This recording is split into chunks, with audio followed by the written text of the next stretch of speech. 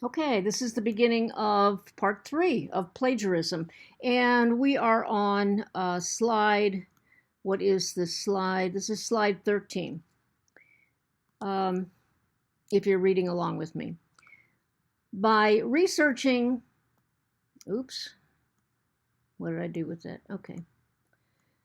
By researching from the outside, you distance yourself from the discovery of your own ideas.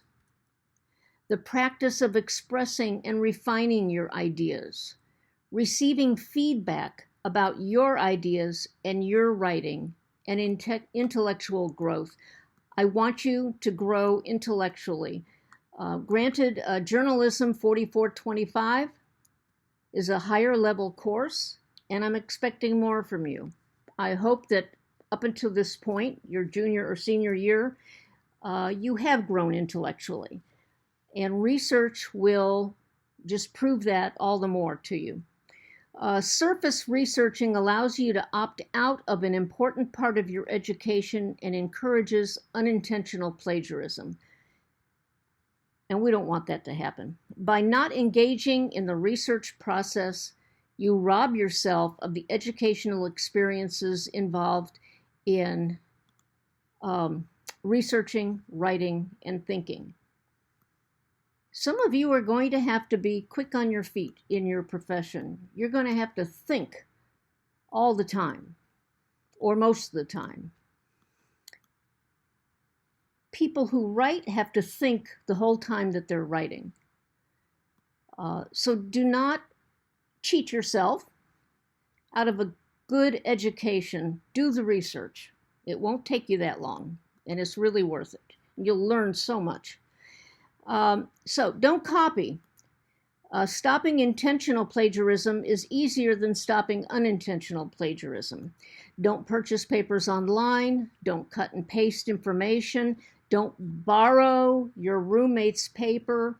Don't recycle your own work from class to class. Everything must be different. Do build enough time into your schedule to complete the research process, and don't allow stress to bully you into submitting copied work. I remember a really, really great student I had, and her last paper of the semester just threw me for a loop. I looked at it. Just looking at it, I thought, I've read this before. Almost exactly. And I even remembered the student I read it from. So let me tell you something. Your teachers, you can't fool them very often. I learned people's handwriting. I learned people's, not their handwriting. I learned people's writing styles. I learned the words they like to use, because we all get into the habit of, we learn a new word and we go, "Ooh, I want to use that. I want to use that." So I ran it through Turnitin. And sure enough, it was like 85% plagiarized. And yeah, I was right. I found the other student's paper. And it was just a matter of moving one paragraph to another place and another paragraph. This was an A student, and I was so disappointed. I won't say angry. It takes an awful lot to get me angry, but disappointed. If you've ever had somebody truly disappointed in you, you'll understand. It's bad to be the one who's disappointed, and it's bad to be the one who has disappointed somebody else. Let's try to stay away from that. Now on slide 15, avoiding unintentional plagiarism requires more effort on your part. Be inquisitive.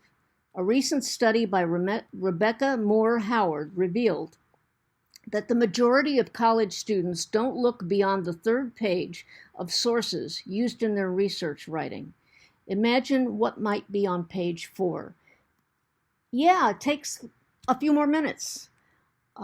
So if you go to Google and you look something up, sometimes I go through 12, 15, 20 pages until I find something that, wow, that really sounds like it hits right on the exact topic I'm writing about. But I skip right through those ones that sound like they're about something else. Hang in there. You could end up with something absolutely fabulous that you've never thought about. On 16, plagiarism prevention tip number 1, be original, be authentic. To thine own research self be true. You've heard that phrase, to thine own self be true. Think about the topic. Engage in the research, interpret the materials you find.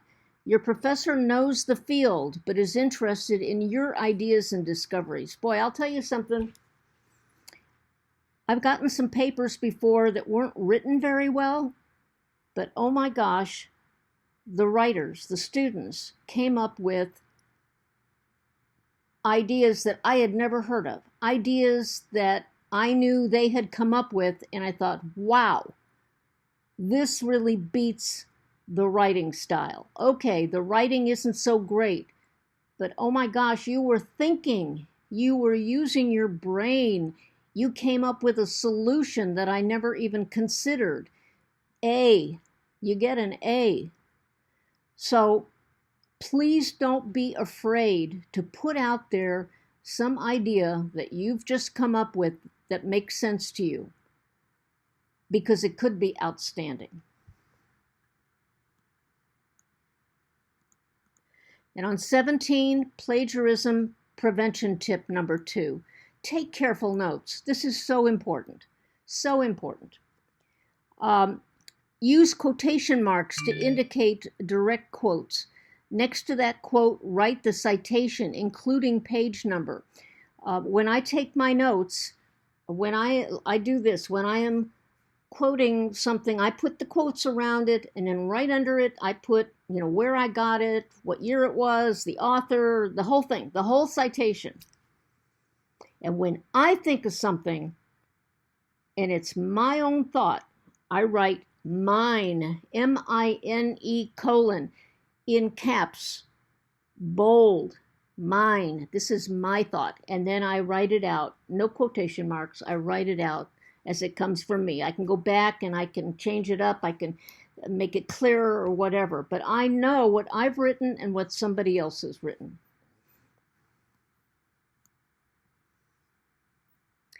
Make sure you understand the difference between paraphrase and summary. Make a new card or notebook section or computer file for each source and include the author and page number on each note. This will save you time later too. Keep a working bibliography. We're going to get into paraphrasing and everything. I just want you to know that taking good notes, there's no substitution for it. There's no substitute for taking good notes. 18, the power of summary. Why summarize? Push yourself to a complete understanding of a complex source. Demonstrate to your reader that you have read and fully engaged with the text. Help your reader understand a text that is key to your project. And here's a little something about effective summary. An effective summary, this is quote, if I'm giving a speech, I'm going to do something like this, or I'm going to say quote. You're going to want to say quote.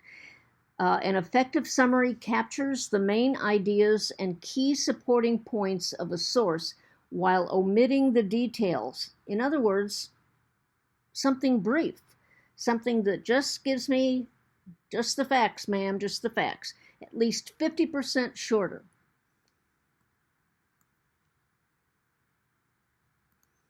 (19) The need to paraphrase. Why paraphrase? Understand the logic. It's to help you understand the logic of a complex passage. Convey the main idea and supporting points from a source in your own words. We're not talking about removing a word and replacing it with another word, like a synonym, and then going 3 more words and doing the same thing to that word, and then going 3 more words and doing the same to that. That is not paraphrasing. That is plagiarism. Mention examples and details from the source. Mentally digest the material you are reading.